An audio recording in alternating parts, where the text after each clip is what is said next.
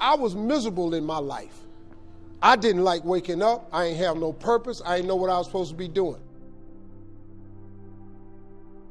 On October 8th, 1985, I walked in a comedy club for the first time.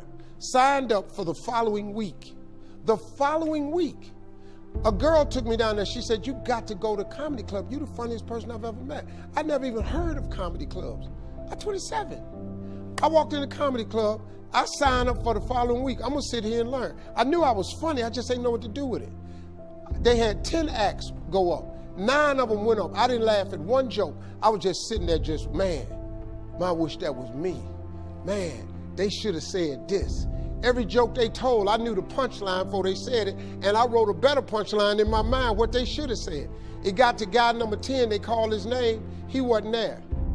They said, well, he's not here, we're gonna go to next week's list. Steve Harvey, where are you? Long story short, I won amateur night that night. I won $50. It was a 45-minute drive to my house with this girl named Gladys. I cried 45 minutes. She said, "What you crying for? It ain't but $50. I said, no, you don't even understand. I was born tonight. I now know what I'm supposed to do. I went to work the next day, October 9th, and quit my job. With $50. I had nothing. I just never gave up. I'm gonna tell you something. That decision cost me everything I had. I lost everything. I lost my family. I lost friends. I lost everything. I became homeless. I lived in a car for 3 years. But I just saw this. I saw this vision. I just pursued it. I said, wow, that's it. You have to take chances in life. Life is about risk. If you play it safe in life, you ain't gonna have much of a life. If you play it safe, you won't have much of a life. Life is risk. It takes courage to pursue your dream. Now, it's gonna cost you something. Most people are not willing to pay what it costs to go after your dream, because you're gonna have to hurt a little bit. And most people don't like being uncomfortable. If you don't wanna be uncomfortable, please do not pursue success, because success is a very uncomfortable feeling. And I just learned to be comfortable being uncomfortable. Life is hard. See, for every time you have a plan, a dream, an aspiration, or a goal, do you know what happens every time you have one of those? This thing comes along called life. It happens to everybody. Life has disappointments. It's got peaks and valleys. You're gonna lose somebody you care about one day. That's a valley. Somebody gonna close the plant you thought was gonna stay open so you could retire. That's a valley. Somebody gonna fire you for an unjust cause. That's a valley.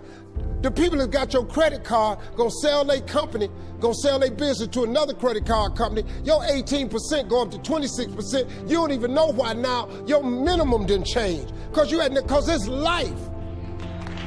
You can stop thinking that life fitting to be easy, because I got news for you, it ain't. That's a false hope to think you're gonna have a wonderfully carefree life. That's unthinkable. We all live in this bubble. What you gotta do, you gotta put more air in your bubble.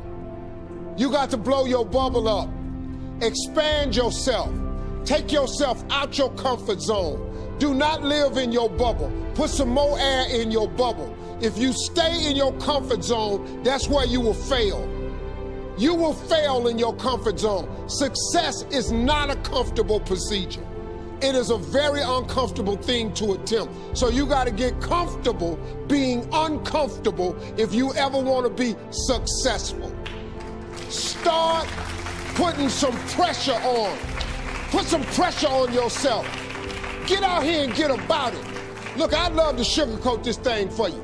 I'd love to tell you, look, you can go out here and get rich, do a couple of things. That ain't happening. You got to get real doggish. You got to get downright funky if you want to make it. Now, like I was telling you before, if you want to be ordinary, you ain't even got to listen to me. Just go on about your business. If you think ordinary is cool, ain't no problem.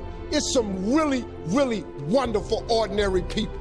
But if you are sitting in this room and you have extraordinary aspirations, then you're going to have to do extra. You put extra on top of ordinary and you come up with extraordinary. It's no other way.